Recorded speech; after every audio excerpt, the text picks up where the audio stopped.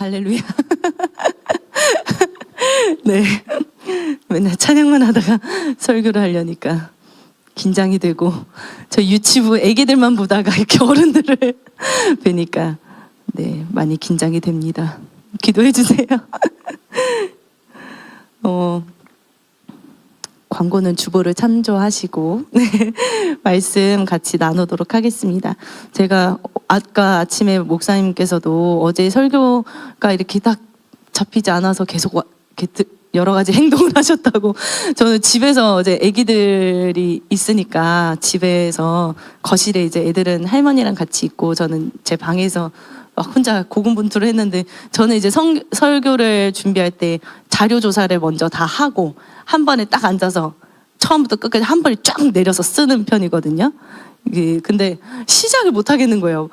일주일 동안 막 고민하고 책도 보고 막 하면서 어떤 부분을 나눠야 되겠다 싶은데 뭔가 이렇게 시작이 터지지 않아서 저는 뭐 방에서 들어갔다 나갔다가 괜히 라온이한테 말도 걸었다가 뭐 그렇게 하면서 이제 말씀을 준비했는데, 오늘 아침에 목사님 말씀하셨던 그런 부분들이랑 많이 겹치는 부분들도 있는 거를 발견했어요. 그래서 하나님께서 이 부분을 우리에게 듣고자 전하고자 하시는 부분이 이렇게 마음에 와닿았고 이렇게 확신이 들었고, 그래서 같이 나눌 때에 하나님께서 우리 마음 심령 가운데 깨닫는 지혜를 주시고, 또 우리가 깨달음 뿐만 아니라 우리가 결국 이것이 말씀이 심겨져서 옥토밭이 되어서 열매를 맺는 삶까지 가야 되잖아요. 그래서 우리의 한 주간의 또 삶 가운데 이 말씀들이 우리의 삶에 심겨지기를 간구하면서 우리 같이 말씀 나누기 원합니다.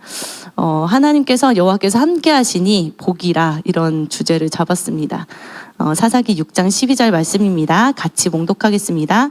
여호와의 사자가 기드온에게 나타나 이르되 큰 용사여 여호와께서 너와 함께 계시도다 하매. 아멘.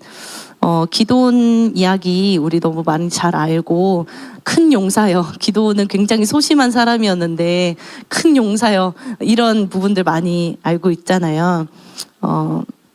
저희 지금 나라가 어려운 상황에 있고 또 각 개개인이 쉽지 않은 상황들 가운데 있는 분들 계시고, 또 우리 교회적으로도 큰 이제 일을 치러내고 또 이렇게 많은 에너지를 소비하고 또 우리의 마음을 모으고 좀 지쳐있는 부분들도 있을 거라고 생각이 됩니다.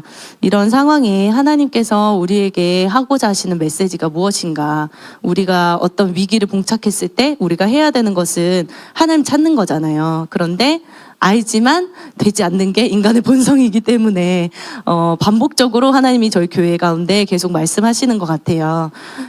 제가 준비한 오늘 말씀도 하나님 찾는 것에 있습니다. 복이라고 하면 이제 좋은 일들 생각하고, 그렇지만 그 좋은 일이, 가장 좋은 일이 하나님이 우리와 함께 하시는 것이 가장 좋은 일인데 우리가 그것을 얼마나 놓치고 사는가, 그런 부분들이 생각이 듭니다. 그래서 우리가 우리 자신을 지금 이 시대 가운데 지금 살아가는 2024년을 마무리하는 이 시간 가운데 우리가 우리 자신을 예수님의 그 말씀, 하나님 말씀 가운데 비추어져서 돌아보고, 그리고 어떤 마음 태도와 또 어떤 마음가짐을 가지고 우리가 살아가고 있는가, 그리고 내가 또한 새해를 맞이하는 이 시점에 어떠한 태도로 살아가야겠는가, 이런 부분들을 좀 한번 점검하는 시간으로 여기시면 좋을 것 같습니다. 하나님께서 말씀으로 천지를 창조하셨습니다. 제가 오늘 성경은 드라마라는 책을 여러 부분에서 인용을 할 텐데요. 크레이그 바르톨로뮤 마이클 고인이 지은 책 성경은 드라마다, 이 책에서 말씀으로 하나님이 천지를 창조하신 것에 대해서 이렇게 말하고 있습니다. 하나님은 그분의 피조물 중 가장 나중에 만들어진 인간과 그분 자신의 아주 특별한 관계를 염두에 두셨다, 이렇게 말하고 있습니다. 우리가 하나님과의 친밀한 교제 계속 얘기하지만 정말 친밀한 교제가 무엇입니까? 이렇게 질문을 하면 이렇게 답하기가 참 곤란하더라고요. 제가 그랬습니다. 하나님 찾는 거죠. 어떻게 찾습니까? 그러면 뭐 예배 드리고 기도하고, 그리고 이제 앉아서 기도하면, 주님 찾으려 기도하면 주여 하면서 이제 입신에 들어가고 그랬는데 이제 저희 유치부에서 지난 NWWC 주제가 성경적 말씀에 근거하여 하나님을 찾는 삶이었어요. 그래서 이제 그때 캠프를 하고 그 교재가 너무 잘 나와 있어서 지금까지 그 책을 가지고 아이들이랑 하나님 찾는 삶에서 같이 나누고 있는데 저 개인적으로 너무 은혜가 되고 또 정리가 되는 것 같아요. 하나님 찾는 거 기도하고 말씀 보고 저희 아이들한테 거의 세뇌를 시키거든요. 하나님 찾는 거 뭐예요? 그러면 기도, 말씀, 또 뭐더라? 하나님 기도, 말씀, 신앙 서적 읽는 거 예배 이렇게 네 개가 이제 탁탁탁탁 나와요. 그러면은 이제 우리의 삶에서 기도하고 말씀 보고 그래서 저희 유치부에서도 말씀 묵상 말씀 읽는 표를 나눠줘서 매일 엄마랑 같이 말씀을 읽어라. 저희 아이들 다 거의 매일 해오거든요. 그래서 2주에 한 번씩 선물 주고 지금 3주에 한 번씩 선물 주고 선물비로 많이 나가고 있습니다.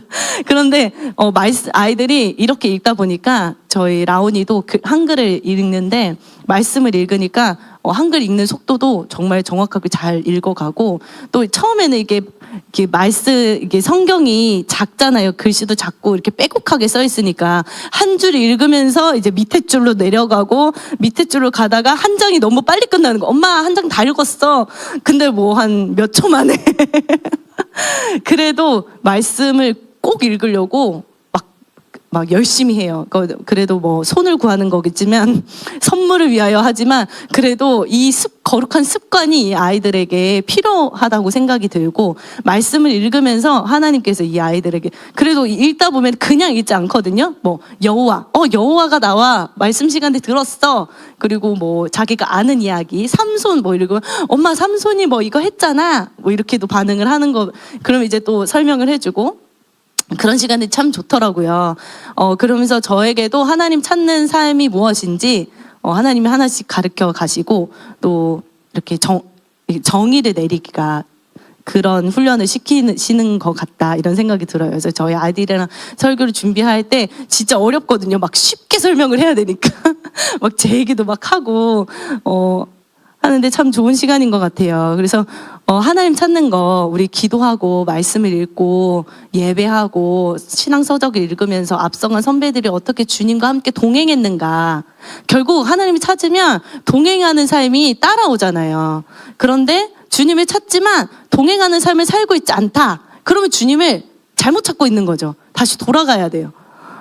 근데 그렇게 점검을 하나하나씩 내 삶에 점검하지 않으면 그냥 교회 나오고 예배 드리고 기도의 삶도 있고 이런 습관들이 우리에게 거룩한 습관들이 있기 때문에 그 습관들을 쫓아가다 보면 내 삶에 주님과 동행함이 없고 하나님의 역사가 내 삶에 없는데도 불구하고 지난해의 나와 오늘의 내가 똑같아. 그리고 그 지난해의 내가 오늘의 내가 똑같아.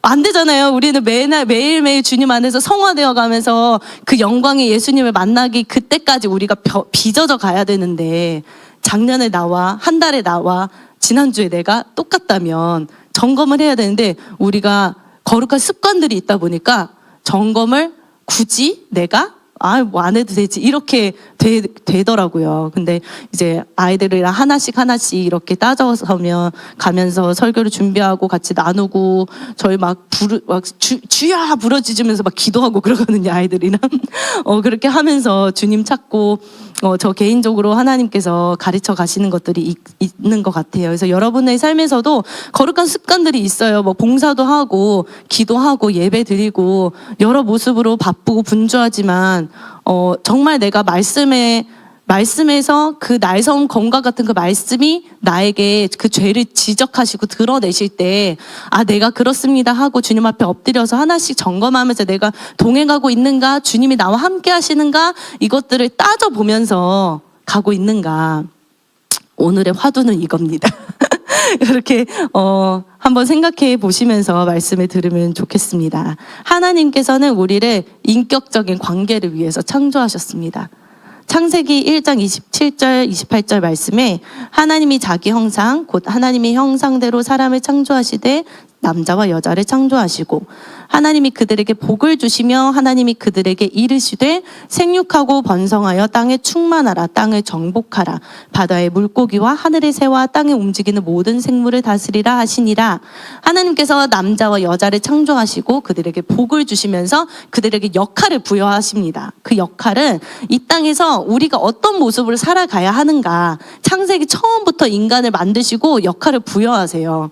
그것은 땅에서 생육하고 번성하고 땅이 충만하며 땅에 정복하고 다스리는 것, 그게 우리의 역할이잖아요. 하나님께서는 우리에게 하나님의 역할, 하나님께서 다스리는 분이신데, 창조하시고 다스리는 분이신데 그 다스림의 역할을 우리에게 위임하셨어요. 하나님께서 말씀으로 창조하신 이 부분에 대해서 독일의 신학자 게르하르트 폰 나트라는 분이 이렇게 이야기하고 있습니다. 말씀으로 창조하셨다는 개념은 전 세계가 하나님께 속해 있음을 드러낸다.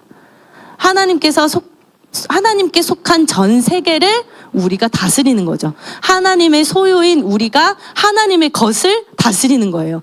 전능하신 하나님의 것을 우리가 다스리는 거. 엄청난 일인 거죠. 우리에게 주어진 이 역할이. 근데 그걸 어떻게 다스리냐? 하나님과 함께 하면서 다스리는 거죠.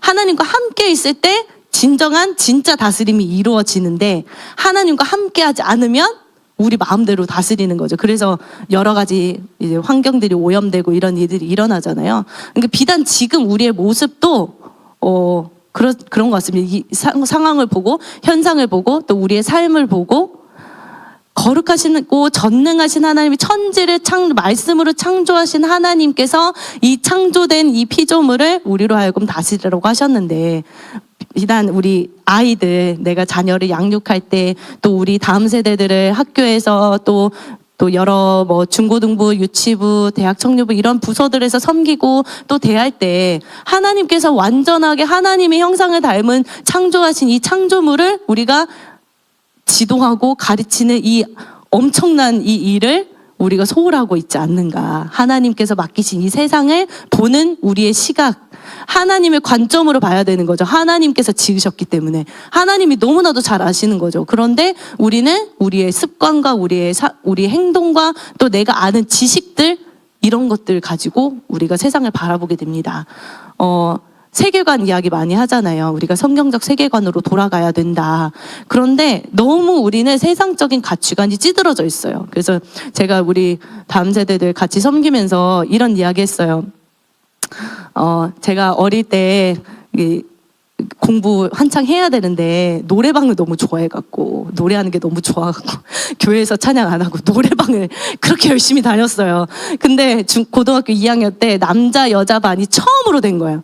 항상 이게 남자 반 여자 반 따로 있었는데 같이 이제 합반이 되니까 이성 교제의 눈을 이제 뜨기 시작하면서 애들이 같이 어울려 놀러 다녔었거든요. 그래서 같이 노래방을 이게 반 전체가 야자를 땡땡이 치고 큰 방을 빌려갖고 막 노래방 가고 막 그랬어요. 그랬더니 애들이 이런 반응인 거예요. 그 KDS 수업할 때, 우와 멋지다, 와 짱이다, 막 이런 반응을 하는 거예요. 그래서 제가 아이들에게 너희는 세상적 가치관이 찌들었어. 왜냐하면 그거를 잘못됐다고 해야 되는 거잖아요. 선생님 그렇게 하면 어떡해요. 애들이 이런 말을 못해서 그랬을까? 근데 그러진 않았을 것 같은데 우와 재밌었겠다 이렇게 반응하거든요. 아직 12년 13년 아직 제일 많아봤자 19년 살았던 아이들이 이렇게 반응해요. 그러면 우리는 얼마나 세상의 가치관과 세상의 이런 기준들에 찌들어져 있는가. 이런 기준과 이런 가치를 가지고 아이들을 양육하고 있는가. 아이들, 이제 저희 아빠는 예수 믿지 않기 때문에, 너가 어디 가서 무시받으면 안 된다. 그래서 돈을 벌어야지. 그래서 제가 이제 신학도가 될 때, 저희 아빠는 신학교를 졸업하면 돈을 벌러 갈 줄 알았던 것 같아요. 이제 그것도 허락을 해주신 것도 정말 힘든 이제 시간이었지만, 이제 학교도 3년, 그것도 2년도 아니고 3년이잖아요. 대학원 3년을 보내고 돈을 벌러 갈 줄 알았더니 웬걸 집에만 계속 있는 거예요. 교회만 간다 그러고. 그리고 뭐 어디 취직도 되는 것도 아니고, 저희 아빠는 교회를 취직이라 생각하니까 취직도 안 돼. 밖에 나가서 돈도 안 벌어.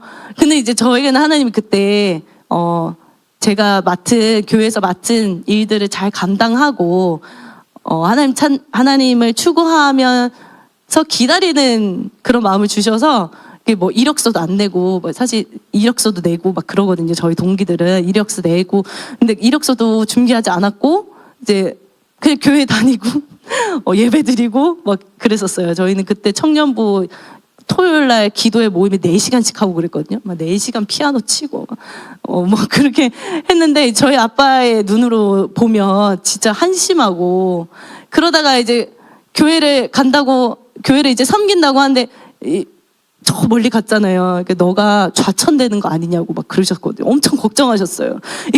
근데 우리가 하나님 관점으로 보면 뭐 제주도든 뭐 저 멀리 미국 땅이든 어느 곳이든 하나님 말씀을 선포하는 자리에 있으면 그게 하나님 나라 살기 귀한 일이잖아요. 근데 세상의 가치관으로 보면 저 멀리 좌천되고 집에서 떠나서 막 너 그러다가 다시 올라와서 자리 없으면 어떡하냐고 그런 얘기 하셨거든요. 근데 여러분의 자녀를 대할 때, 직장을 구할 때 혹시 그런 마음이 있지 않으셨는지. 이왕이면 돈 많이 주는 대로 가라. 돈 많이 주면 좋죠. 부자 돼야 돼요. 그래서 저희 아이들에게 오늘 부자 되라고 그랬거든요. 부자 돼서 하나님 나라 위해서 너희가 살아야 돼. 부의 축복을 막 부의 축복만 한 건 아니지만 어쨌든 그랬거든요. 근데 우리의 마음 중심 가운데 이 아이가 나가서 세상에 저희 아빠처럼 이렇게 무시당하지 않고, 그래도 좋은 옷 입고 좋은 차 하고 돈은 어느 정도 있어야, 지갑에 현찰이 어느 정도는 있어야 무시당하지 않지 않냐. 제 얘기 그 얘기 많이 들었거든요. 저는 지갑에 현찰이 어느 정도 있어야 된다. 저는 하나도 없거든요, 열면은. 근데 우리가 여전히 이런 가치관에 빠져 있다는 거죠. 그런데 그거 그냥 웃고 넘어가요.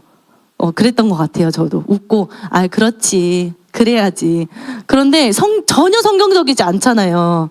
제가 책에서 이런 구절을 읽었어요. 우리가 하나님 나라에서, 하나님 나라 관점에서 성공한 사람, 우리 세상적인 관점에서 성공하면, 저희 사촌 동생이 구글 회사에 다닌다고 들었어요. 그랬더니 주변에서 우와 진짜 잘 나가네. 성공했네. 성공했네. 제일 먼저 나오는 게 성공했네. 저도 무의식적에 성공했네 걔 이렇게 반응을 하더라고요. 근데 하나님이 제 마음에 바로 그걸 지적하셨어요. 그 성공 아니지 않냐.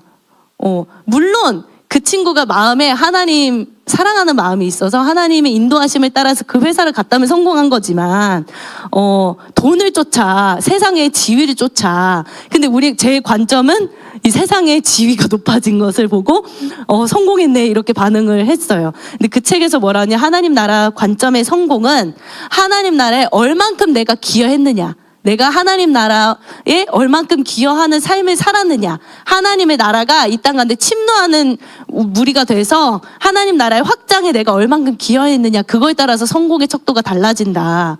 우리가 그렇게 살아야 되잖아요.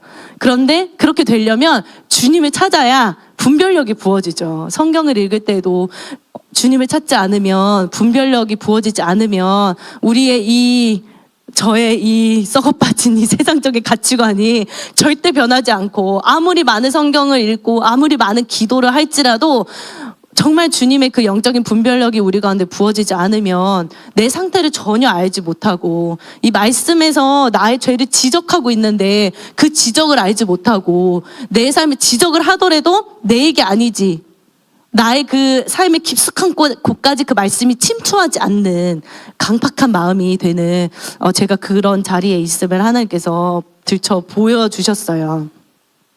그래서 우리는 하나님과의 그 관계 가운데서 하나님의 말씀을 듣고, 음성을 듣고, 하나님께서 그 말씀으로 우리 삶을 인도해 가실 때 우리가 빚어져 가면서 하나님과 동행하는 삶을 살아야 될 줄로 믿습니다.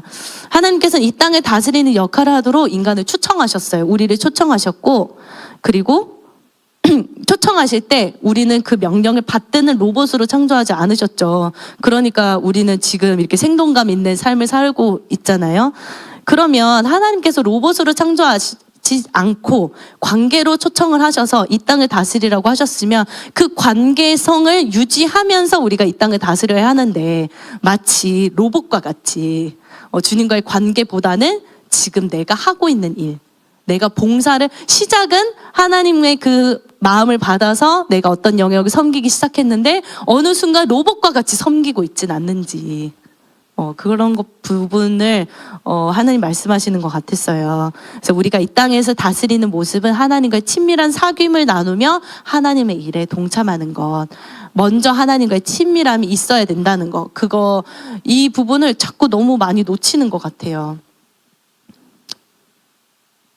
우리의 삶의 방식은 창조하신 하나님이 나를 너무 잘하시기에 주님의 그 은혜가, 주님의 그 능력이 나와 함께 해야만 이 땅에서 하나님께서 말씀하시는 건강한 삶을 살아갈 수 있습니다. 우리는 하나님께서 이끌어 가시는 하나님의 거대한 이야기 속에서 살아가고 있어요. 톰 라이트는 이렇게 말합니다. 성경은 우리 세상에 대해 하나님이 들려주시는 진정한 이야기라고 말합니다. 그러므로 예수님을 믿는 신앙은 그리스도인이 그것을 통해서 인생 전체와 역사 전체를 이해하는 수단이 되어야 한다. 말씀을 가지고 우리의 삶을 설명이 가능해야 되는 거예요. 그러면 이 말씀이 우리의 삶을 이끌고 가야 되는 거죠. 왜냐하면 우리는 하나님의 시작과 끝 사이에 어느 지점에 살아가고 있는 거죠. 그래서 이 책에서 말하는 거는 우리는 배우여야 된다.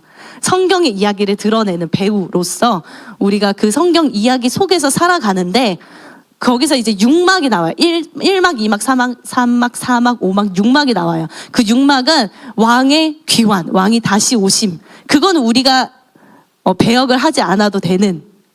근데 5막까지 우리가 교회로서 이 땅에서 성경의 이야기를 가지고 살아가야 되는. 그럼 우리 삶은 성경이 이끌고 가야 된다는 거죠. 성경의 말씀이 우리의 삶을 통치하고 다스리고 성경의 말씀의 그 기준대로 생각하고 사고하고 말해야 되는 이런 훈련을 해야 된다는 거예요.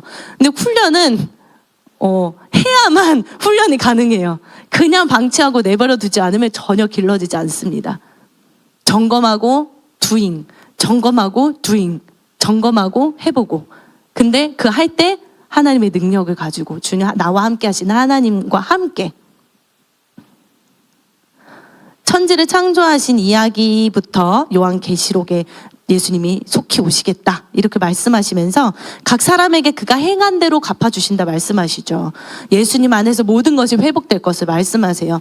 그러면 우리의 이 말씀의 이야기가 인생의 끝인 거예요. 그럼 우리가 바라보는 것은 주님의 다시 오심이죠. 그래서 이 주님이 다시 오셔서 회복하시는 그 이야기 끝인 거예요. 우리의 끝은 내가 노후를 준비하고 내 아이들이 잘 되고 그것을 보고 죽는 거 그게 아닌 거죠. 우리의 봐야 될 것은 주님의 다시 오심. 왜냐하면 성경 이야기 끝이 그거잖아요. 우리가 성경 속에서 살아가는 인물이라면 하나님의 이야기가 지금 흐르고 있다면 그러면 이 이야기의 끝은 그거니까 우리가 배우로서 이 땅에서 성경의 이야기를 드러내면서 살아가는 그 삶은 우리 마지막을 향해서 가는 우리의 모습, 우리의 그 마음 중심은 주님의 다시 오심인 거예요. 그래서 우리가 주님의 다시 오심을 준비해야 되는 거죠. 그래서 신앙과 삶은 전혀 분리되지 않습니다. 많은 청년들이 어릴 때는 부모님의 지도하심 억압 아래 교회를 나오죠. 안 오면 용돈 없어. 그런데 이제 부모님으로부터 이제 자유하게 이제 청년이 되고 대학생까지만 해도 사실 돈이 이제 부모님 주머니에서 나오기 때문에 매여 있어요. 그러다가 이제 돈을 벌기 시작하고 자차가 생기고 자가가 생기고 아이들이 이게 청년들이 그렇게 되면서 이제 날개를 펴고 날아가요. 근데 그들이 어릴 때부터 주님을 만나지 않고 말씀 가운데 말씀의 능력이 전혀 그들의 삶 가운데 이루어지지 않고 하나님이 그들의 삶을 이끌어가지 않으면 멀리 날아가요. 왜냐하면 이제 더 이상 자기를 억압할 게 아무것도 없거든요. 이게 신앙과 삶이 분리되는 거예요. 착한 아이 컴플렉스 들어보셨죠? 착한 아이로서 살아요. 교회도 열심히 섬기고 집에서도 어긋나지 않는 자녀로 살고 그게 이제 그 아이의 기쁨일 수 있어요. 근데 우리의 삶은 항상 말씀으로 비춰봐야 되잖아요. 말씀은 우리 죄를 심화시키고 하나님께 이끌잖아요. 말씀이 내 삶에 내 마음이 옥토가 되지 않아서 말씀이 심겨지지 않아. 이게 어릴 때부터 심겨지지 않아. 그러나 행위가 많아. 그러면 이 아이는 내가 교회를 섬기고 기도도 하고 예배도 뭐 빠지지 않고 엄마가 시키는 대로 11조도 잘했고 헌금도 잘했고 찬양팀도 섬겼고 임원도 했고 그러면 자신이 그리스도인이 됐다고 생각해요. 이런 착각에 많이 빠져요. 저도 빠졌거든요. 근데 돌아보니까 하나님 어떻게 찾지? 이제 내가 혼자서 해야 되는 나이가 됐는데 어떻게 해야 될지를 모르겠더라고요. 내가 뭘 해야 되지? 대학교 저도 전공 정할 때 뭘 해야 될지 몰라서 왜냐면 홀로서기를 안 해봤거든요. 주님을 안 찾아봤거든요. 그냥 시키는 대로 하고 그냥 교회에서 있고 그렇게 했더니 뭘 해야 될지 모르겠더라고요. 그래서 주변을 보니까 저희 같이 신앙생활했던 언니들이 영문과였어요. 나도 영어 뭐 나쁘지 않아. 그래서 영문과를 갔어요. 그래서 공부를 하다가 이제 학교가 좀 멀어갖고 가까운 데서 교회를 섬기고 싶어서 기도하고 편입을 준비했는데 하나님의 은혜로 가까운 곳에 안산에 있는 학교로 편입을 시켜주셔서 교회를 섬겼어요. 그러면 이제 좋은 행위들이 많잖아요. 그러면 제가 마치 그리스도인이 된 것 같거든요. 왜냐하면 교회를 섬기고 예배할 때 그래도 은혜가 있는 것 같고 그런데 제 삶이 빚어지지 않는 거죠. 그리고 내가 무엇을 위해서 살아가야 될지도 모르겠어요. 왜냐하면 내가 하나님을 안 찾으니까 스스로.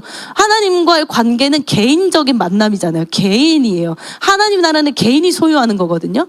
저희 엄마가 하나님 나라, 저희 고모가 하나님 나라 소유한다고 해서 제가 소유하지 않는 것처럼 개개인이 하나님과의 관계 속에서 하나님 나라를 이루며 살아가야 되는데 주님을 안 찾으니까 뭘 알겠나, 뭘 해야 될지도 모르겠고 무엇을 위해서 살아가야 될지도 모르겠고 그러다가 주님이 이제 저를 만나주시고 제가 가닥을 잡았죠. 하나님이 다음 세대를 위해, 저는 이제 분명히 하나님이 다음 세대를 위해서 예배하는 사람이 되라고 말씀하셨어요. 그래서 내가 신학을 해야겠다. 즉 진로를 정했거든요. 그런데 그렇기 때문에 아이들을 바라보실 때 제가 이제 아이들을 키우는 자리에 있으니까 물론 이 아이들이 예배하고 막 예언도 하고 방언도 하고 그러면 너무 예뻐요. 진짜 너무 예뻐요. 저희 막 주야 막 라이가 주야 하면서 기도하는데 너무너무 예뻐요. 그러면은 막 애들 막 춤추고 저희 막 춤추면서 예배하고 막 그러거든요. 막 같이 막 손잡고 막 춤추고 막 소리 지르고. 왜냐면 아이들이 예배가 즐거운 것임을 제가 보여주고 싶었어요. 같이 나누고 싶었어요. 그래서 막 일부러 더 막 아이들에게 가르쳐주고 그렇게 하고 있습니다. 그러면 그런 것들을 보면은 아이들이 잘 따라와요. 막 기도도 하고. 그러면 이 아이들이 그리스도인이 된 것 같아. 정말 하나님 사랑하는 사람이 된 것 같아. 근데 그거 아니잖아요. 각 개개인이 주님을 만나야 되고 주님을 찾아야 되고 주님과의 만남이 있어야 되는 건데 우리가 다음 세대를 바라볼 때 정말 이들이 행위로서 구원받는 게 아니라 믿음으로서 구원받도록 기도해 주셔야 돼요. 우리 KDS 아이들도 막 예언하고 이런 일들 일어나는데 그 행위로 행위는 하나님이 주시는 어떻게 보면은 거룩한 선물? 보여주는 거잖아요. 근데 정말 그 마음의 중심에서 주님을 만나서 이들이 스스로 홀로서기를 할 수 있을 때 정말 주님과의 관계 가운데서 이들의 삶을 하나님께서 인도해 가시기를 그 부분을 위해서 기도해 주시면 좋겠어요. 저도 그 부분을 위해서 기도하고 있습니다. 그리고 정말 그렇게 아이들이 정말 그렇게 됐으면 좋겠어요. 그래서 자발적으로 주님을 사랑하기 때문에 섬기고 주님을 사랑하기 때문에 주님의 일들을 감당하는 게 가벼운 짐이 되는. 가벼운 짐 하니까 저희 지난주에 KDS 성경 수업에 제가 어떻게 맡게 돼갖고 하면서 시험을 봤거든요. 이게 바리새인들 율법 정말 잘 지켰잖아요. 그래서 안식일을 무거운 짐으로 여겼다. 무거운 짐이 정답이었어요. 그래서 제가 짐은 써놨어요. 혹시 가벼운 짐이라고 쓸까? 약간 오답을 예상하고 무거운 짐으로 여겼다. 근데 우리 어떤 친구가 더러워 짐. 이런 너무 귀여운 정답, 귀여운 오답을 그냥 우스갯소리로. 그래서 이 아이들이 지금부터 성경을 배우지만 그냥 배움으로 끝나는 게 아니고 정말 삶에서 주님 찾는 자리까지 가도록, 예배 시간에 그냥 앉았다 가지 않고 정말 주님과의 만남이 있도록 그것을 위해서 기도해야 될 줄 믿습니다. 그래서 우리의 존재 목적이, 왜냐하면 하나님과 함께 하면서 다스리는 거니까. 그들이, 우리 다음 세대가 또 우리가 주님과 함께 하면서 이 땅을 다스리는 그 역할을 하기를. 이 부분을 이제 우리 성경에서 좀 같이 살펴볼 텐데요. 아브라함은 본토 친척 아비집을 떠나라는 주님의 말씀을 듣고 순종했죠. 가야 할 바를 알지 못하고 떠났습니다.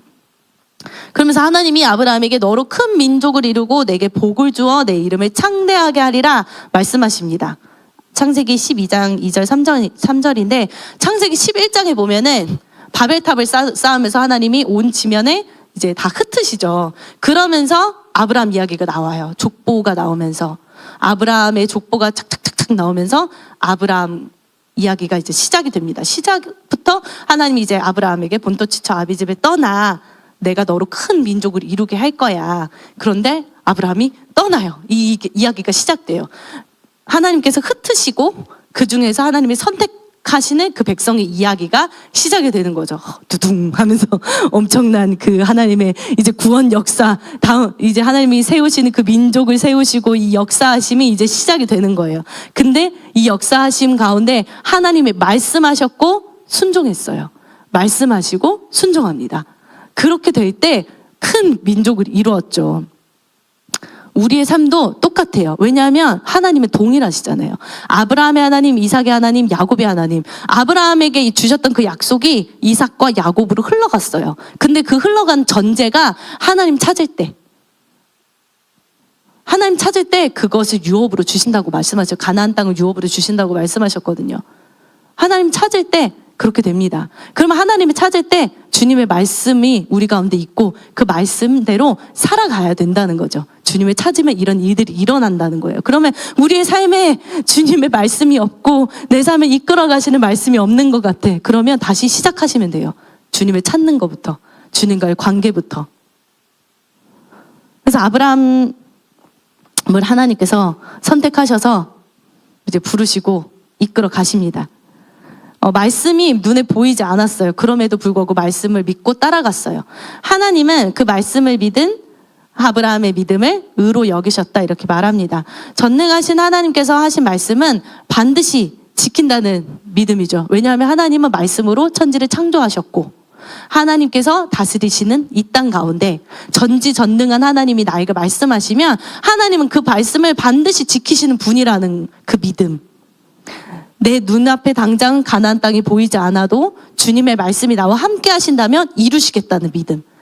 회복과 부흥이 전혀 보이지 않는 상황에, 우리의 위기와 이런 상황 가운데 주님께서 함께 하신다 말씀하시면 함께 하시는 일이 일어날 거라는 거예요. 지금 이 상황을 견디고 넘어간다면.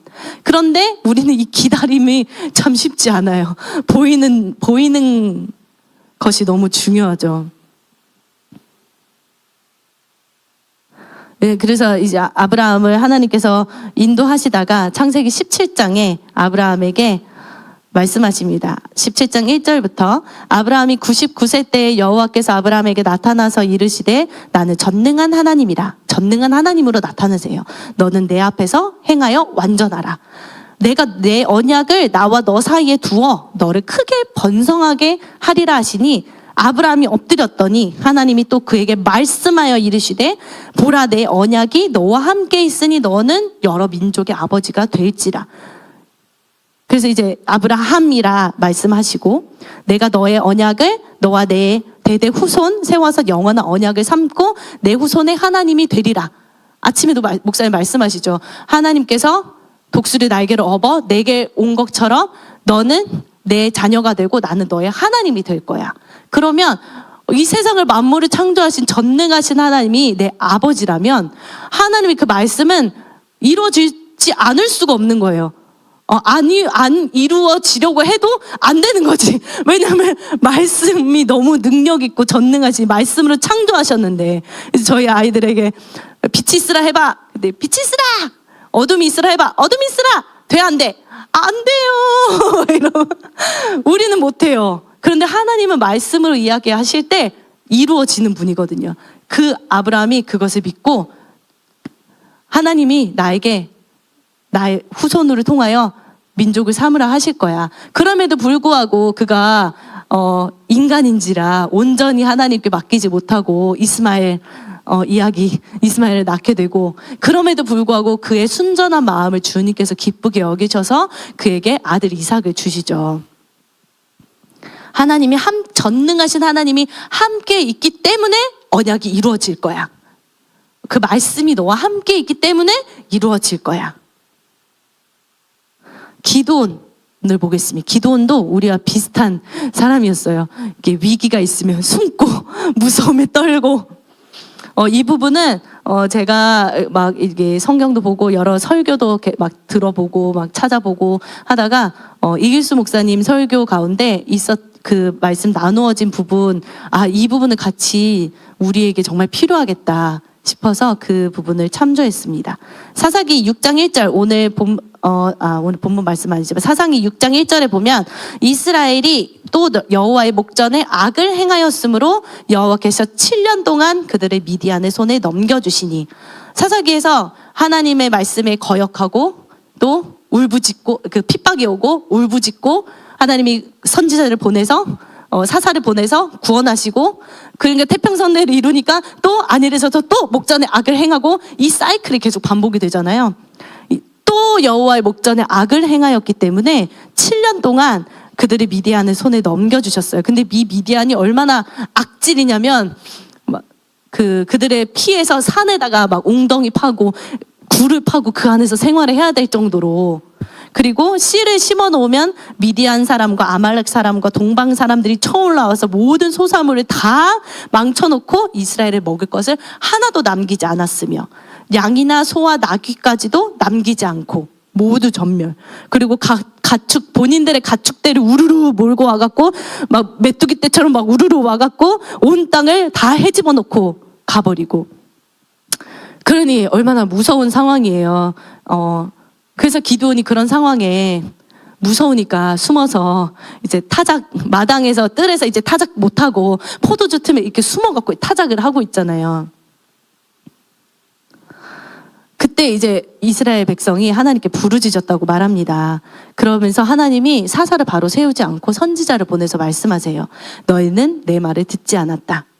너희는 내 말을 듣지 않았다. 이게 이유죠. 듣지 않았기 때문에 이런 일이 일어났다. 하나님과 함께 할 때 복이 있어요. 그 복은 물질의 축복일 뿐만 아니라 하나님과 함께 했을 때 우리 마음의 평강, 우리가 함께 주님을 예배할 때 하나님이 함께 하시면 은혜가 충만하잖아요. 그러면 나가서 누가 내 다리를 걸어 넘어뜨려도 축복할 수 있는, 누가 내 차를 와서 박아도 아유 너무 피곤하셨나 보다. 그런데 그 은혜가 거치고 다시 내 자신의 내 자아가 일어나면 이제 파이팅 하는 거죠. 꽉. 하나님이 함께 할 때 복이 임했고 하나님을 떠날 때 결핍이 있습니다. 에덴 동산에 있을 때 아담과 하와에게는 부족함이 없었어요. 근데 그것을 벗어나자마자 그들의 삶은 피폐해지기 시작하죠. 그러면서 인간이 이 땅에 살인이 일어나고 모든 죄가 시작이 됩니다. 왜냐하면 에덴 동산만큼 하나님과의 친밀한 교제가 깊었던 곳이 없으니까, 하나님과의 그 친밀한 관계가 끊어지니까 결핍이 찾아오는 거예요. 우리 삶에 결핍이 찾아온다면 우리가 하나님과의 그 관계가 끊어지는 거죠. 우리의 불평이 나오고 불만이 나오고 상대방을 지적하고 책망하고 손가락질하게 되고, 이런 일들 우리 삶에 있다면, 내 마음속에 있다면 우리는 하나님과의 끈이 끊어진 거예요. 다시금 주님으로 돌아가야 됩니다.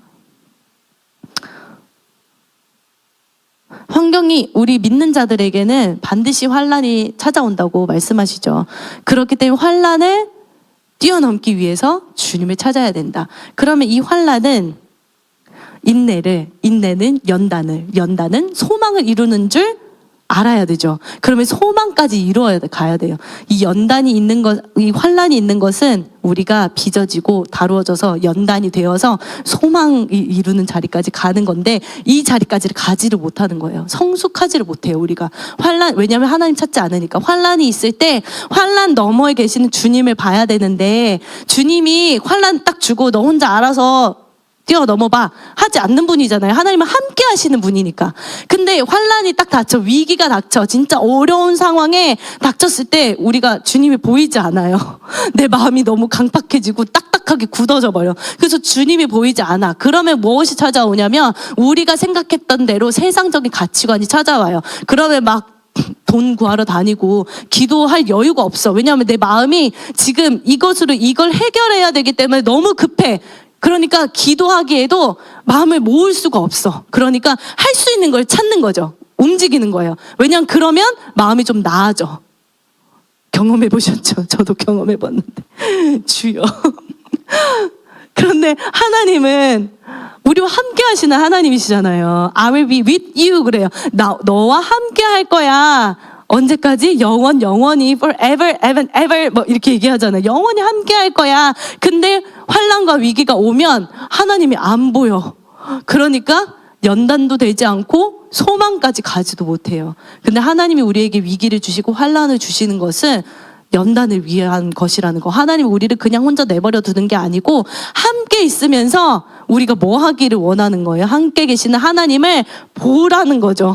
나와 함께 하시는 하나님 어디 계십니까? 기도원이 이렇게 이야기해요. 이런 상황에 여호와의 사자가 기드온을 찾아와요. 그래서 기드온에게 큰 용사여, 너를 통해서 이 민족을 구원할 거야. 근데 기드온이 이렇게 이야기합니다. Yes, Lord. 하지 않아요. 뭐라고 얘기하냐면, 오 나의 주여, 여호와께서 우리와 함께 계시면 어찌하여 이 모든 일이 우리에게 일어났나이까. 또 우리 조상들이 일찍이 우리에게 이르기를 여호와께서 우리를 애굽에서 올라오게 하신 것이 아니냐 한 그 모든 이적이 어디 있나이까. 그 기적의 하나님이시면 그 기적이 어디 있습니까? 나를 통해서 구원하실 거면, 그러면 하나님 함께 하실 거면 이 모든 일이 어디 있습니까? 여호와께서 우리를 버리셔서 미디안의 손에 우리를 넘겨주셨나이다. 이렇게 상황을 너무 적나라하게 잘 보고 있어요. 이 일이 일어나 주님께서 우리와 함께 하시면 어떻게 이런 일이 일어납니까? 이야기하고 있어요. 그럼 우리가 환난을 당했을 때 주님이 보이지 않아. 그러면 우리가 하는 것은 주님을 찾으면서 주님 함께 하시면 그 능력이 우리 가운데 있어야 되는데 주님 우리에게 그 능력을 주세요. 그 능력으로 하나님이 막 번개를 쳐서 이 상황을 이거 아니잖아요. 그렇죠? 혼란스러운 내 마음이 주님으로 날 기쁨으로 변하는 거죠. 위기의 순간에 가장 찾아오는 게 뭡니까? 내 마음의 혼란이에요. 내 마음이 어지러운 거예요. 그러면 내 마음이 어지러우면 바른 생각을 하지 못해요. 그리고 바른 생각을 하지 못하면 바른 행동으로 가지 못해요. 주님을 찾으면 내 이 어지러운 마음을 주님의 평강으로 채워주십니다. 환난 가운데 우리가 주님을 바라보면 하나님 상황을 정확하게 인지를 하는 거죠. 먼저 그게 필요해요. 우리의 처지를 인식을 하는 거죠. 하나님, 이 상황을 내가 돌이킬 수 없어요. 이 상황 내가 할 수 없는 거 주님 아시잖아요. 환난을 주실 때 왜 하나님은 우리에게 할 수 없는 상황을 주시는지, 할 수 있는 상황이라면 그래 어떻게 샥샥 해갖고 넘어갈 수 있는데 하나님은 꼭 우리에게 내가 할 수 없는 상황, 환경 이런 것들을 허락하시잖아요. 왜 허락하십니까? 함께 하신 주님의 능력이 나에게 임하기를 구하는 자리로 돌아가라는 거죠. 그래서 기도원이 하나님 따지면서 하나님 함께 계시면 어찌 이런 일이 일어나겠습니까? 기도원이 분명하게 과거에 하나님께서 하셨던 일을 알고 있어요. 이스라엘을 어떻게 인도하셨는지 아는 거죠. 그러면 하나님은 전능하신 하나님이라는 거를 알고 있던 거예요. 그러면 전능하신 하나님이 우리와 함께 한다면 이스라엘의 과거에 하셨던 그 놀라운 일들이 지금 일어날 거라는 거죠. 하나님 우리와 함께 해달라는 거예요. 그래서 이제 하나님이 이야기하시죠. 그 대답에 대한 응답으로 14절에 여호와께서 그를 향하여 이르시되 너는 가서 이 너의 힘으로 이스라엘을 미디안의 손에서 구원하라. 내가 너를 보낸 것이 아니냐 하시니 하나님이 함께 하시겠다는 거예요. 너의 힘으로 미디안의 손에서 구원하라. 내가 너를 보낸 거야. 그런데 여기서 우리가 같이 주목하여 볼 것은 이 너의 힘. 영어 성경에 in this라고 해요. 이 너의 힘이라고 나와요. 그러면 이 너의 힘이 무엇인가? 이 너의 힘으로 구원을 낼 건데 이 너의 힘이 뭐냐? 앞서 말했던 기도원이 말했던 거. 처지를 인식한 거. 내 처지를 정확하게 보고 내가 할 수 없음을 깨닫고 그러니 누구가 필요해? 하나님이 필요해. 그 전능하신 하나님, 천지를 창조하시고 이스라엘을 애굽 땅에서 불러 넣으실 때 그 놀라운 일들, 홍해를 가르고 메추라하게 만나를 먹이고 물 먹이고 의복이 해지지 않고 신발이 딸지 않고 가나안 땅으로 인도하신 그 전능하신 하나님, 그 하나님이 함께하면 그 일들이 일어날 거야. 이 기도원의 마음, 그게 그의 힘인 거죠. 그래서 이 너의 힘은 처지를 인식하고 주님의 함께하심을 믿는 거, 그것만이 소망임을 깨닫는 거. 그래서 기드온은 300명을 데리고 전쟁에 나갈 수가 있었어요. 하나님을 보지 않으면 300명을 보면 나갈 수가 없잖아요. 그 300명을 가지고 그 미디안 군사들을 어떻게 그 메뚜기처럼 몰려와서 땅을 헤집어 놓는 그 사람들 앞에서 어떻게 그들이 이길 수 있었겠습니까? 하나님께서 함께 하시고 나를 보내신 하나님이 나와 함께 하시면서 함께 하실 때 일어나는 그 복을 내게 이루실 것이다. 이 믿음을 가지고 나간 거죠. 하나님께서 사람을 통해서 이 땅을 다스리기를 원하시고 우리가 하나님의 일을 이 땅에서 감당하기를 원하세요. 우리는 주저앉고 우리는 가만히 있는 존재가 아닌 거예요. 우리는 역동적인 존재라는 거예요. 하나님과 함께. 예전에 제가 청년 때 어떤 친구가 주님이 너무 좋은 나머지 그런 이야기를 했어요. 저는 하나님이랑 산에서 주님과 친밀함만 나누고 싶어요. 아직은 이제 주님을 알아가는 단계이기 때문에 이제 그렇게 이야기를 했었어요. 근데 저장미꽃 그 찬송가에 보면 주님 나를 가라 하시네. 주님과 함께 하는 게 너무 좋지만 가라 하시네. 주님의 아가서 말씀에 가라 하시잖아요. 같이 가자. 나의 신부가 같이 가자. 그러면은 주님과 주님 좋아요, 사랑해요, 예배해요 그 자리에만 머무는 게 아니고 주님을 사랑하기 때문에 주님의 하나님의 나라가 이 땅 가운데 임하기 위해서 내가 해야 되는 거예요. 뭔가 두잉이 있어야 되는 거죠. 그것이 봉사 혹은 직장에서 하나님 말씀을 전하는 거, 직장에서 내 삶을 통해서 예수님이 전하는 거, 우리의 행위가 이루어져야 된다는 거예요. 그러면 우리의 행위 가운데 하나님이 함께 하셔야 된다는 거죠. 그런데 우리의 지침이 어디에서 옵니까? 하나님과 함께 하지 않은 것에서 지침이 일어나요. 그래서 저 좀 그만둘게요. 조금 쉬어야겠어요. 사실 그런 이야기들을 들으면 정말 축복하고 정말 다시금 일어나기를 원하는 마음이 들어요. 그래서 제가 이제 예배 사역 다른 곳에서 할 때도 너무 힘들어서 조금 쉬어야겠어요. 그럼 저는 절대 못 쉬게 합니다. 하셔야 돼요. 자리에 나오셔서 같이 예배하고 주님 찾고 그렇게 하지 않으면, 왜냐하면 하나님은 우리에게 두잉을 원하시거든요. 근데 어떤 두잉을 원하시냐? 하나님과 함께하는 두잉인 거죠. 나 혼자 내 막 말씀 읽고 막 계시를 받아서 내 힘으로 하리라 이게 아니고 하나님이 함께 하실 때 부어주시는 그 능력으로 감당하는 거, 그것이 어느 자리든. 교회의 필요가 정말 많잖아요. 하물며 정말 보이지 않는 곳, 제가 이게 가정 주부가 되어 보니까 집에서 애를 양육하고 집안을 돌아보다 보니까 너무 손이 많이 가는 게 너무 많아요. 근데 저희 남편은 보이지 않아요. 하물며 설거지를 하면은 행주를 빨아놔야 되잖아요. 행주를 안 빨아놓는 거야.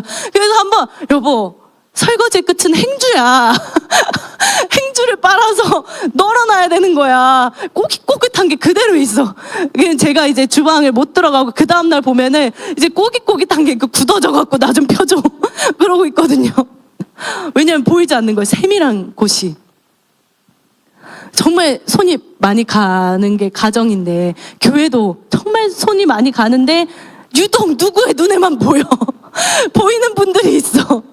저희 이제 KDS 저 키즈 저희 성교원에 보면은 보람 선생님 눈에만 보여. 막 머리카락 아니면 뭐 먼지 막 이런 거. 저는 좀 덜렁대는 사람이어갖고 잘 안 보이거든요. 그리고 막 정리를 해도 이렇게 대충 이렇게 내 눈앞에 이렇게 깔끔하면 돼. 근데 저분은 안에 것까지 다 깔끔해야 돼. 그게 막 보이는 거야. 그러면 하다 보면 힘들어. 그죠? 너무 힘들어요. 저도 이제 제가 보이는 영역에서 하면 저도 힘들어요. 모든 각자에서 영역 가운데 하다 보면 힘들어요. 왜 힘들어요? 그게 내 일이 돼버리거든요. 하다 보면. 시작은 주님과 함께.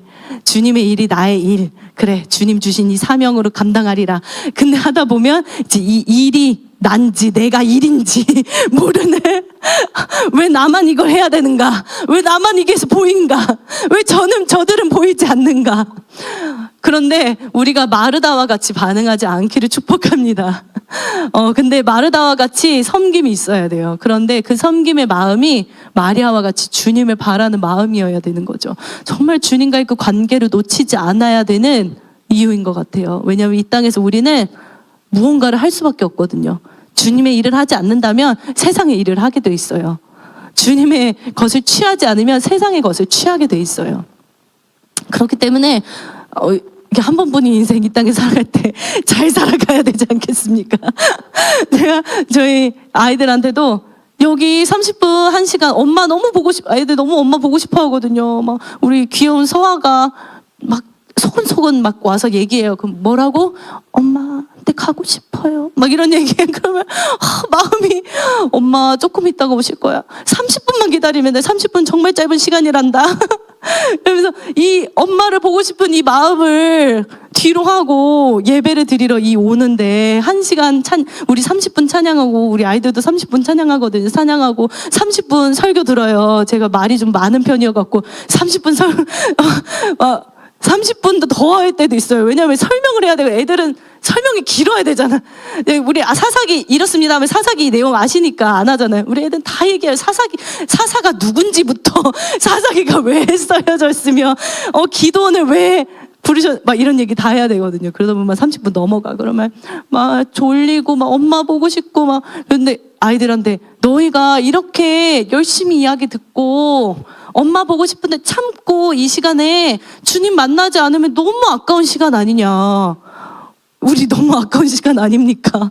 주님과 함께하는 이 시간들이 사실 인생 저는 이제 얼마 안 살았으니까 인생 길다고 생각하는데 아직 길지 않다고 생각하시는 분들에게도 그러면은 잘 살기도 바쁜데 우리가 여전히 세상적인 가치관 가운데 내 삶이 불행하고 힘들고 섬김이 고독하고 고단하고 이렇게 가면 너무 우리 인생이 불행하지 않습니까? 제가 이게 말씀 준비하면서 나는 즐겁게 주님과 함께하리라. 좀 이따가 또 환란의 학침을 확 쓰러지겠지만 은혜가 주실 때 하나님께 은혜를 구하고 또 쓰러지면 다시 일어나면 되거든요. 저는 좀 하나님이 그래도 이렇게 생각에 깊이 빠져 들어가는 사람이 아니어서 좀 단순해서 그럼 일어나면 되지 이렇게 생각이 들어요. 근데 그게 많이들 필요하신 것 같더라고요. 넘어지면 다시 일어나면 됩니다. 환란이 있으면 주님 찾고 일어나면 돼요. 근데 환란에 짓눌러졌어. 내가 실패한 것 같아. 괜찮습니다. 주님의 사랑은 여전하거든요. 그럼 다시 일어나서 주님 붙들면 돼요. 근데 우리가 왜 죄책감에 빠지냐면 그 전능하신 하나님이 하시는 모든 행위가 사랑이라는 거를 몰라서 그래요. 하나님은 사랑이시다. 하나님 이꼴 사랑이잖아요. 그럼 하나님이 환란을 주시는 것도 사랑이거든요. 채찍질을 주시는 것도 사랑이거든요. 우리를 인도하시는 거 사랑, 우리를 말씀하시는 거 사랑, 모든 게 하나님의 사랑이잖아요. 그러면 내가 쓰러지고 얻어 터지고 내가 짓누르고 내가 실패한 것 같이 막 그 고독함에 막 빠졌다 할지라도 다시금 일어날 수 있는 근거가 주님이 사랑이라는 거예요. 죄책감에 빠지지 않으시기를 축복합니다. 저는 그래도 이게 단순한 사람이어서 길게 빠지지 않아요. 그런데 그러다 보니까 이렇게 깊이 주님을 묵상하지를 못해요. 너무 단순해서. 근데 이렇게 깊이 주님을 묵상하시고 이렇게 이렇게 사고가 깊으신 분들 전 너무 부럽거든요. 근데 그런 분들이 죄를 지으면 죄책감에 빠지기가 너무 쉽더라고요. 여러분은 안 그러시겠지만 죄책감에 빠지는 분들을 보면은 너무 깊이 생각해. 성경을 깊이 생각해야 되는데 내 자신의 내 삶을 너무 깊이 생각해. 우리의 삶은 무너질 수밖에 없어. 아까 무너진 내 삶 무너져 있거든요. 이미 이 땅에 응애 태어나면서부터 이미 무너져 있는 거야. 왜냐면 우린 죄인이니까. 이미 무너져 있는 거. 더 무너질 수 없어요. 그 뭐래 이미 무너진 거는 뭐 1 무너지든 10 무너지든 100 무너지든 뭐 사실 하나님 입장에서 똑같거든요. 우리가 해야 되는 것은 주님을 보는 거, 주님이 나와 함께 하시기를 구하는 거. 지금 우리가 너무 위태한 상황에 있어요. 우리 나라가. 또 비단 우리 나라뿐만 아니라 온 열방 가운데 위태위태해요. 막 동성연애 정말 부정한 것들이 판을 치고 그게 옳다고 주장하고 여러 가지 많은 그런 상황을 보면서 우리의 분노가 어디를 향하고 있는가를 점검해 보시면 좋겠어요. 정말 그 부당한 것들을 향한 나의 분노, 주님께서 주시는 분노인지, 아니면 욕 한번 씨게 해버리면은 마음이 시원한 거, 그것 때문에 분노를 표출하는지.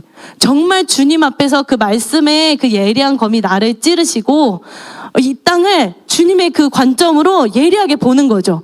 하나님께서 함께 하시지 않기 때문에 일어나는 이런 일들을 보면서 우리가 어디로 돌아가야 되는가? 우리가 교회가 어느 자리로 가야 되는가? 환난이 있어요. 핍박이 있어요. 고난이 있어요. 어려움이 있어요. 그러면 왜 이런 일이 일어나지? 주님이 함께 하지 않는구나. 기도원이 외쳤던 것처럼 주님 함께 하시면 그 이스라엘에게 일하셨던 그 놀라운 일이 있어야 되지 않겠습니까? 주님, 우리 외쳐야 돼요. 주님, 우리와 함께 하실 때 주님의 놀라운 일들이 일어납니다. 하나님만이 하실 수 있는 일들이 우리 가운데 이루어져야 됩니다. 주님 속히 오십시오. 오셔서 당신의 백성들을 회복하시고 당신의 나라를 거룩으로 바꿔 가시옵소서. 우리가 해야 될 거는 주님께 외쳐야 돼요. 물론 우리의 이 입장을 세상에서 표명해야 됩니다. 반드시 해야 됩니다. 그런데 표명만 하고 내가 정말 주님 앞에서 해야 되는 것들을 놓치지 마시기를 축복합니다. 정말 우리가 하나님께서 우리에게 이 위기를 주시고 환난을 주신 게 감사로 여겨지면서 정말 내가 하나님께 다시 돌아갈 수 있겠구나. 하나님이 우리를 버리지 않으셨구나. 버리지 않으시니까 이런 일이 일어나지 않습니까? 하나님이 너무 우리를 사랑하시니까 하나님과 함께하는 그 사귐의 자리로 우리를 초청하시는 거예요. 너희의 그 썩어 빠진 세계관을 버리고 말씀, 하나님 중심으로 돌아오자. 하나님의 말씀을 들어라. 내가 전능한 하나님이다. 나와 함께 이 땅을 하나님의 능력으로 다스리자는 거죠. 세상을 보는 눈, 성경 가운데 하나님께서 무엇을 기뻐하실까? 하나님께서 말씀하시는 정의와 공의가 무엇인가? 하나님께서 우리 인생 가운데 우리를 어디로 이끌어 가시는가? 내가 지금 무엇을 해야 되는가? 내가 해야 되는 이 일들 가운데 하나님이 능력으로 함께 해주시기를 간절히 구하는 거. 비단 우리의 삶의 작은 하나하나 영역뿐만 아니라 우리의 개인뿐만 아니라 우리 교회, 하나님은 우리를 교회로 부르셨잖아요. 우리 서로서가 지체잖아요. 한 사람이 쓰러지면 한 사람이 두 사람이 끌어 4명 되거든요.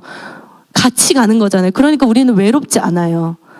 우리가 어떤 일을 섬기다가 지치면 같이 나누시고 같이 협력하세요. 기도하고 도움을 구하고 나를 위해서 기도해달라고. 내가 주님이 안 보인다고.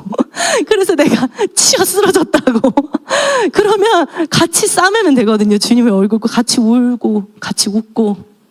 저는 저희 영광교회가 그렇게 예수님의 따뜻함이 있는 교회가 될 줄을 믿습니다.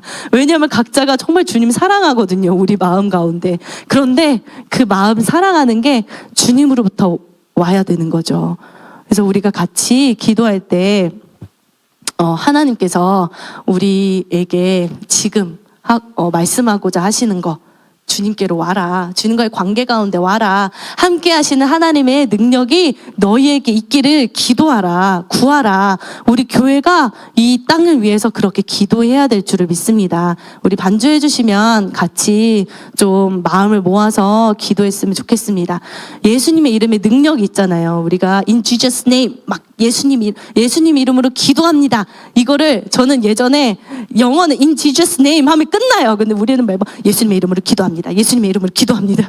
저희 라이가 말이 아직 막 유창한 게 아니니까 엄마 위해서 기도해줘. 그러면 엄마 축복합니다. 예수님의 이름으로 기도합니다. 아멘. 오빠 얘기도 예수님의 이름으로 기도합니다. 계속 반복하거든요. 그걸 들으면서 예수님의 이름에 능력이 있기 때문에 우리가 그 능력을 의지함으로 기도하는구나. 그 예수님의 이름의 능력으로 우리가 살아가야 되는구나. 다른 사람이 기도할 때도 내 기도가 아니라 예수님의 이름으로 기도하는 거잖아요. 예수님의 이름이 가능케 하시는 거거든요. 우리의 삶의 위기를 넘어가는 것도 예수님의 이름으로 가능한 거예요. 우리를 향하신 주님의 뜻, 우리가 그것을 이룰 수 없어요. 우리가 사람이 무엇이건데 할 수 없잖아요. 그러면 왜 우리를 초청하셨습니까? 함께 하셔서 그 일을 가능케 하시려고 우리를 동역자로 부르신 거잖아요. 동역하는 우리가 되기를 하나님께서 이 땅 가운데 여러 가지 이들을 우리에게 보내주고 계시는데 우리가 이것을 하나님의 음성을 놓치지 말고 정말 주님 찾는 그 자리로 하나님이 우리에게 요구하신 그 친밀한 관계, 그래서 그 친밀한 관계 가운데 이 땅을 다스리는 그 역할을 우리가 다시금 감당할 수 있도록 하나님 은혜를 부어달라고, 우리에게 이 말씀이 밝히 보여서 정말 주님을 간절하게 내가 찾고 구할 수 있는 자리로 내 삶이, 내 가정이, 내 직장이, 나의 사역이 그것이 정말 주님 찾는, 주님께서 말씀하시는 함께하는 그 사역으로 갈 수 있도록 은혜를 부어달라고 우리가 좀 간절히 기도하면 좋겠습니다. 기도하시겠습니다. 주님.